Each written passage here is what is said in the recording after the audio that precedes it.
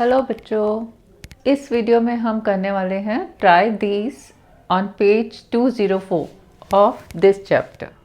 Observe the following tables and find if x and y are directly proportional. एक ये table दिया हुआ है, x y, x की ये वैल्यूज दी है मुझे, y की ये वैल्यूज दी हैं। अब क्या देखना है कि whether x and y are directly proportional means जैसे x चेंज होगा क्या उसी प्रोपोर्शन में y चेंज हो रहा है, तो वो डायरेक्ट प्रोपोर्शनेट होगा। अब हमने देखा है कि डायरेक्टली प्रोपोर्शनल के लिए मुझे क्या चाहिए, these ratios should be equivalent. That means if converted into standard form that should be same constant. अगर ऐसा है तो this is a case of A direct proportion. तो हम इसमें क्या निकालेंगे, x एंड y का रेशियो इन एवरी केस। ठीक है, x बाई वाई पहला क्या है 20/40 है ना।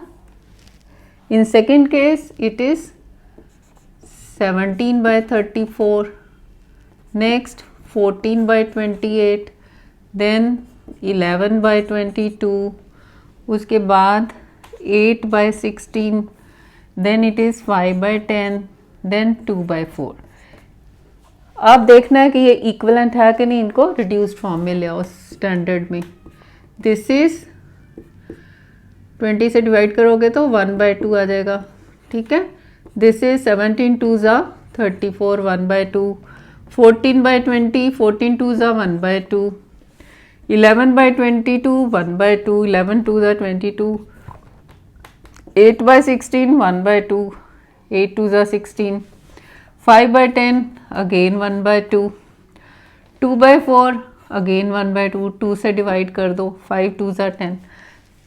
All these are 1/2 only. Constant जो हमारा ये था ना k is same throughout, so all these ratios are equivalent. That means yes, x and y are directly proportional.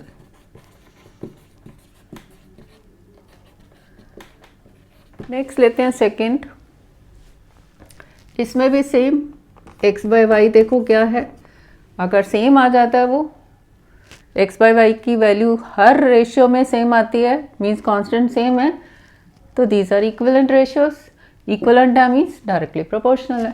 तो x बाई वाई निकालो, 6/4 ये कितना हो गया, 2 3 ज़ा 6, 2 2 ज़ा 4, 3/2। नेक्स्ट इज 10/8, 10/8 कितना है, 2 5 ज़ा एंड 2 4 ज़ा which is 5/4। Next is 14/12 which is 2 7 ज़ा 2 6 ज़ा 7/6।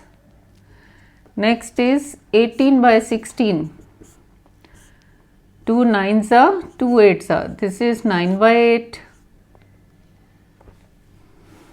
then next is 22/20, so this is 11/10, 10। next है 26/24, so this is 13/12।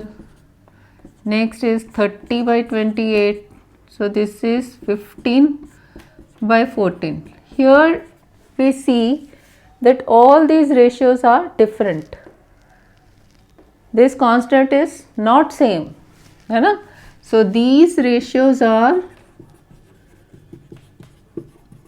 not equivalent because constant is different. So x and y are not directly proportional.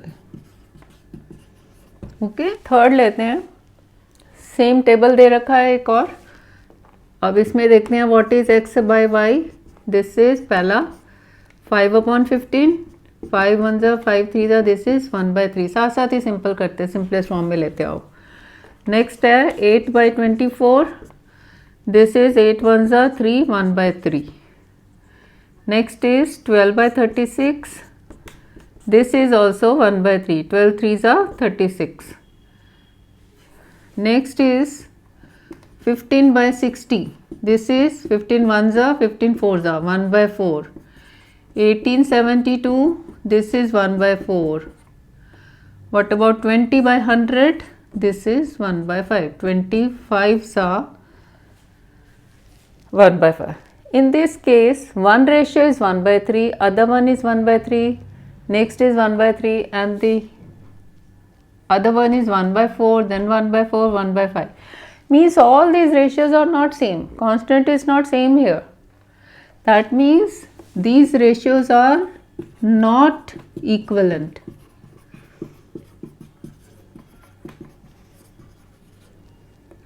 That is, x and y are not directly proportional. Next, a second. Principal is ₹1000, rate is 8% per annum. Fill in the following table. एक तो इस table को fill करना and find which type of interest. एक simple interest का column है, एक compound का. सिंपल और compound changes in direct proportion with time period. So पहले तो हम इसकी वैल्यूज निकाल लेते हैं, देन देखेंगे कि प्रोपोर्शन कैसा है. फॉर्मूला दिया, simple interest is P into R into T by 100, compound interest is P into 1 plus R by 100 raised by T minus P. पहले सिंपल इंटरेस्ट देखते हैं. In case of 1 year period, first column के लिए for 1 year period के लिए देखते हैं कितना है. This is equal to P. P कितना है 1000 into R is 8 into T here is 1 year upon 100. So ये आपका आ गया 80 रुपीज़. फर्स्ट कॉलम में इट इज़ 80 रुपीज़ कर देते हैं. ठीक है. For 2 years, simple interest for 2 years is 1000, principal same, rate same, time change हो गया. 1 का 2 years upon 100, so this is 160 rupees. तो इसमें डाल दो 160. Simple interest for 3 years, 1000 principal, R same, अब 2 का 3 हो गया years by 100. So this is 240 rupees. अब एक एक करके देखते हैं. अब हमारे पास ये तीनों कॉलम्स फिल हो गए. डायरेक्ट प्रोपोर्शन के लिए क्या देखना है, तो ये 2 हैं, इनका हमें रेशियोज देखने हैं, है ना. Time period upon simple interest.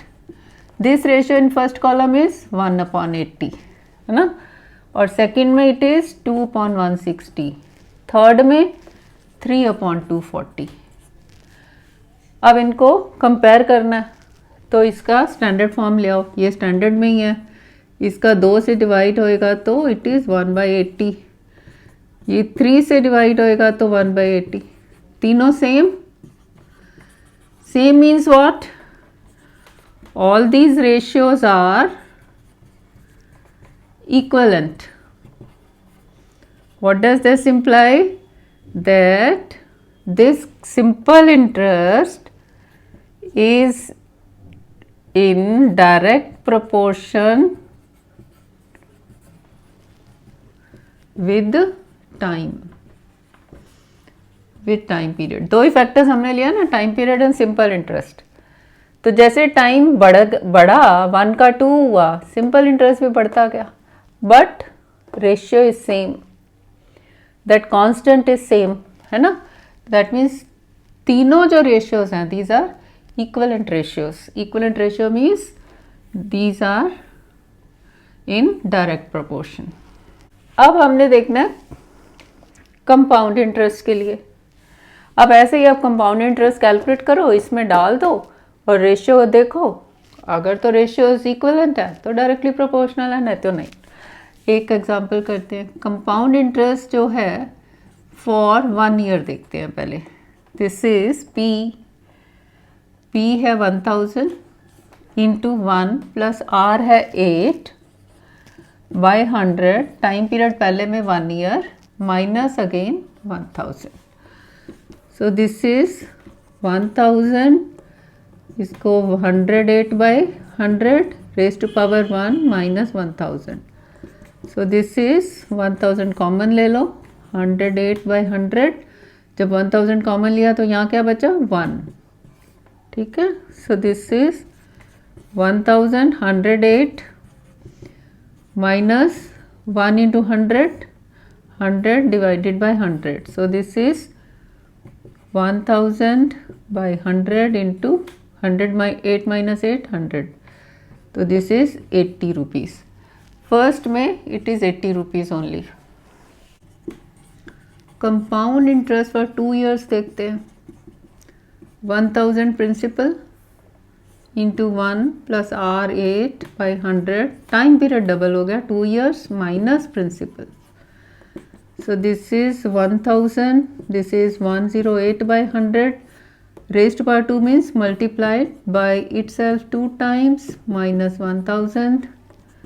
ये हो गया 1000, 108 into 108 upon 10,000. इसका 1000 कॉमन ले लिया तो 1 रह गया.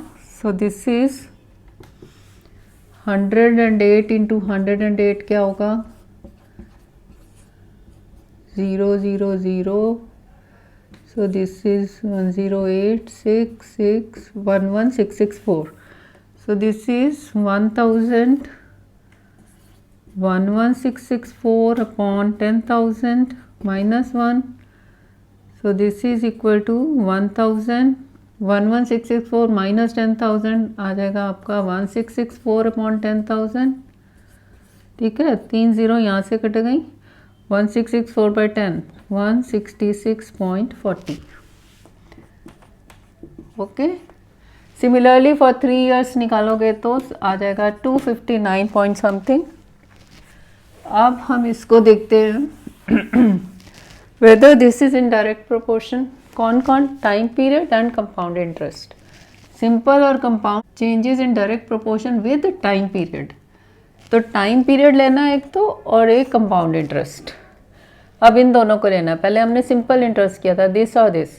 अब time period upon compound interest का रेशियो हर एक केस में देखते हैं. This is 1/80. सेकेंड में 2/166.40. थर्ड में 3 years upon 259 समथिंग. अब देखो ये तीनों को देखते हैं, क्या ये इक्वल है. ये तो सिंपलेस्ट फॉर्म ही है. इसको 2 से जब डिवाइड करूंगी तो दिस इज आएगा 1/2 8 320.